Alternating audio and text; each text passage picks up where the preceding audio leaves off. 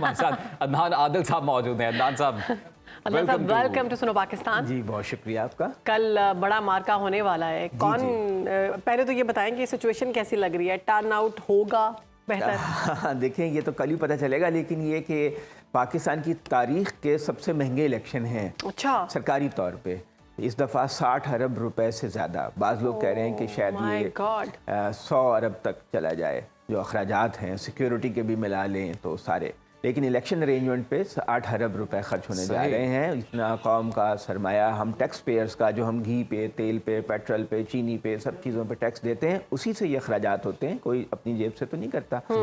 तो आवाम को ये सोचना चाहिए कि उन्हीं के पैसों से इतना बड़ी इलेक्शन की एक्सरसाइज होने जा रही है, तो वो उसमें जोशो खरोश से हिस्सा लें और अपना जो फ़र्ज़ है वो अदा करें, वोट डालकर। तो अदनान साहब, हम चूँकि मुल्क की 5वीं बड़ी जमहूरियत बन गए, दुनिया की 5वीं बड़ी जमहूरियत बन गए, तो उस हवाले से ही इतना खर्चा भी हो रहा है। जाहिर सी बात है, आवाम की तादाद भी ज़्यादा है, लेकिन हम दुनिया की 5वीं बड़ी मईशत नहीं है ना। एग्जैक्टली, हमारी जेब छोटी है, खर्चे ज़्यादा है।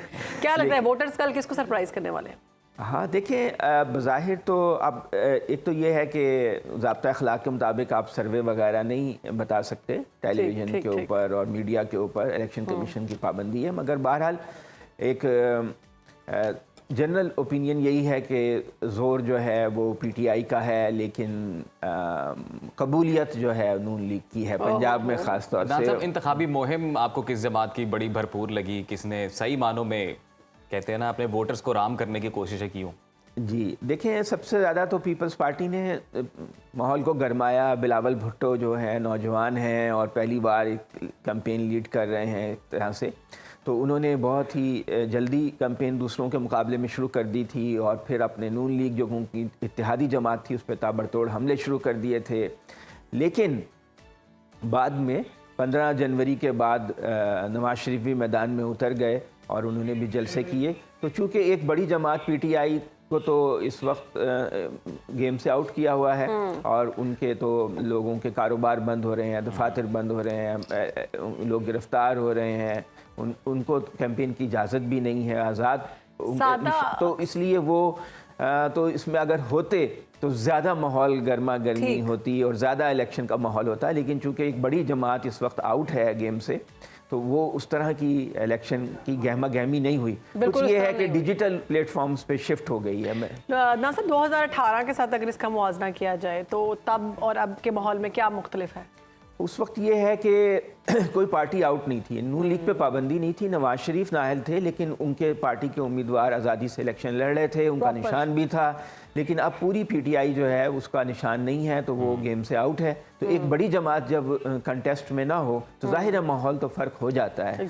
तो एक फ़र्क तो ये है। लेकिन ये कि इसी वक्त आपने बताया कि 17,000 से ज़्यादा उम्मीदवार हैं मैदान में। जी। आपने एक फिगर बताई थी, 859 हल्के हैं, 859, और उनमें 17,000 से ज़्यादा उम्मीदवार हैं। लेकिन जो सीरियस उम्मीदवार हैं वो तो तकरीबन 1,500-2 हज़ार ही हैं। अच्छा। जो बाकी तो बाज़ लोग, अदनान साहब, 17 में से 11 आज़ाद हैं। 17,000 में से 11,785 आज़ाद हैसियत में लड़ रहे हैं। तो ऐसा होता है कि लोग जो हैं बड़ी तादाद में फॉर्म जमा करा देते हैं, कागजात, उन्हें शौक़ होता है कि चलो कुछ नाम हो जाएगा, लोगों से सलाम दुआ हो जाएगी, एक अहमियत बन जाएगी। लेकिन जो इसमें सीरियस कंटेंडर्स हैं, जो असल मुकाबला करने वाले हैं, वो 2-2.5 हज़ार लोग हैं। तो अब आप देखें कि इसको फ़ी सीट देख लें तो 2 से 3 उम्मीदवार हर सीट पे ऐसे हैं जो सीरियस या बड़े उम्मीदवार हैं। बाकी जो हैं वो बस बराए नाम ही हैं, वो शुगलिया अपने खड़े हुए हैं। आपको पता है जब 1985 में गैर जमाती इलेक्शन हुए थे, बहुत अरसे के बाद, 77 में हुए थे, भुट्टो साहब ने करवाए थे, जो मुतनाज़ा हो गया। उसके बाद माशाल्लाह लग गया। फिर जनरल ज़ियाउल हक ने एक इलेक्शन कराया 1985 में, जिसमें किसी पार्टी को हिस्सा लेने की इजाज़त नहीं थी, बहैसियत पार्टी सब आज़ाद उम्मीदवार थे। तो उस वक्त बड़ा शोगल लगा था।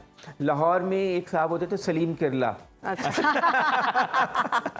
सलीम किरला। तो वो पुरानी दार गली में उनका जुलूस निकलते थे और वो बड़ा शोर मचता था, किरला। ये उनका निकनेम था। हाँ, लाहौर में आदत है ना लोगों की, किसी को पकौड़ा कह दिया, किसी को किरला कह दिया, किसी को दीवा कह दिया। निशान क्या था? किरला। वो उनके जुलूस निकलते थे और लोग उसमें शुगलिया शामिल हो जाते थे। तो एक तरह से फन कैंपेन हो गई थी और उनकी बड़ी आलमी मीडिया पे भी कवरेज हुई। तो उस ज़माने में एक सियासतदान होते थे अकबर बुख्ती, उन्होंने कहा जी ये किरले बाकी भी किरले जैसे ही हैं इसमें जो, क्योंकि सियासी जमातों ने बाइकआउट कर दिया था पीपल्स पार्टी समेत MRD वगैरह ने। फिर एक साहब थे जिनका नाम कुछ दीवा करके था, वो मोची गेट से दीवा कहते हैं लाहौर की लोकल जो स्ट्रीट लैंग्वेज है, उसमें जो आदमी ज़रा दिमागी तौर पे थोड़ा हल्का हो, अच्छा। तो कहते हैं दीवा है। मुझे लगा पंजाबी में चिराग को दीवा कहते हैं ना। जी चिराग को कहते हैं ना, तो जो लोग थोड़े से ज़्यादा इंटेलिजेंट ना हो तो उन्हें भी दीवा कहते हैं। अच्छा। तंज़िया तौर पे। इस बार इस इलेक्शन में आपको कोई मिले कौन इस दीवा तरह के लग रहा लोग? हाँ नहीं नजर नहीं आ रहे, नजर नहीं आ पता रहे। कितने दीवे हैं और कितने दीवे किरले। किरले गायब हो गए इस कोई इलेक्शन में। दीवों की तादाद ज्यादा तो नहीं होगी? नहीं, मगर अब ये है कि सियासी जमातें जो हैं उस वक्त से लेकर अब तक ग्रो की हैं। नून लीग एक बड़ी पार्टी है, पीपल्स पार्टी एक बड़ी, कम से कम पीपल्स पार्टी तो अब पहले की निस्बत श्रिंक कर गई है। पंजाब में तो उस तरह की अब पार्टी नहीं रही जैसे पहले हुआ करती थी। यहाँ पे मैंने ऐसे बेनज़ीर भुट्टो के जलसे देखे हैं, लाख लोग होते थे, 50 हज़ार लोग होते थे, और उनका बतदरीज यहाँ ज़वाल हुआ। पंजाब ने बेनज़ीर भुट्टो के बाद आसिफ ज़रदारी को कबूल नहीं किया, तो इसलिए पंजाब में तो नहीं लेकिन सिंध में उनके बड़े बड़े जलसे हुए हैं। इस दफ़ा ख़ास बात यह है कि पीपल्स पार्टी में आसिफा भुट्टो भी शरीक हुई कैंपेन में, और वो बहुत इंटेंसिव कैंपेन की है सिंध, अंदरूनी सिंध में। और पीपल्स पार्टी का फोर्टे भी वही है जो स्ट्रॉन्ग होल्ड है। तो आप तो ये तमाम इंतखाबात कवर करते रहे माजी की भी, तो ये बताइएगा कि जैसे अभी आपने बात की कि मोहतरमा के जो जलसे हुआ करते थे या खुद भुट्टो साहब के जो जलसे हुआ करते थे, हम भी देखते हैं विजुअल्स आज भी हमारे पास यूट्यूब में भी मौजूद हैं कि जमे गफीर अवाम का नजर आता था। तो वो तमाम जो पॉपुलैरिटी थी, वो जो अवाम जलसे में मौजूद थी, वो वोट्स में भी कन्वर्ट हुआ करती थी। जी बिल्कुल होती थी, जो 50-55% वोट कास्ट हो जाता था, लेकिन बाद में आहिस्ता आहिस्ता कम होना शुरू हुआ, क्योंकि 88 में जब इलेक्शन हुआ, जमाती इलेक्शन हुआ 85 के बाद, और उसमें पीपल्स पार्टी कामयाब हुई, लेकिन उनको सिंपल मेजॉरिटी नहीं मिली। तमाम जो उनके मुखालफिन थे जमा हो गए थे IGI के प्लेटफॉर्म पे। तो उसमें ये हुआ कि पीपल्स पार्टी के खिलाफ फिर वो बेनज़ीर के खिलाफ अदम एतमाद आ गई, आपस में लड़ाइयाँ शुरू हो गई। लेकिन उस टाइम मतदान से मोहतरमा का जो एक बिहेवियर था, ये जिस तरह से वो लोगों के अंदर जाती थी, वो लोगों के गम सुनती थी, वो लोगों के बच्चों को उठाती थी, अवामी लीडरशिप, और वो मतलब खवातीन को मिल रही हैं, गले मिल रही हैं, वो अभी हमें नज़र आता है लेकिन बहुत कम। जी मैं पहले उनकी बात कर लूँ कि असल में ना उस वक्त टेलीविज़न आज़ाद नहीं था। टेलीविज़न पे इस तरह की ट्रांसमिशन, इंडिपेंडेंट चैनल्स ही नहीं थे, सिर्फ एक सरकारी टीवी था, उस पर कवरेज होती थी सिर्फ हुकूमत की, अपोजिशन की कवरेज नहीं होती थी, सिर्फ अखबार थे, अखबारों से वो फील नहीं आती। तो डिजिटल तो था ही, स्मार्टफोन था ही नहीं, इंटरनेट था ही नहीं, तो लोग फिर जलसों में इसलिए ज़्यादा जाते थे। अब लोग टेलीविज़न देख लेते हैं, लोग सोशल मीडिया देख लेते हैं, और इसलिए वो फिजिकल पार्टिसिपेशन की उतनी ज़रूरत नहीं रहती। और वैसे अब लोग बिजी भी ज़्यादा हो गए हैं, क्योंकि अब नौकरियां ज़्यादा हैं और लोग उस तरह से अपने वक्त को बचाते हैं। तो बहुत शुक्रिया। अच्छा बहुत शुक्रिया। बहुत बिजी हो गए, ब्रेक आ गया। बहुत शुक्रिया आपके वक्त का।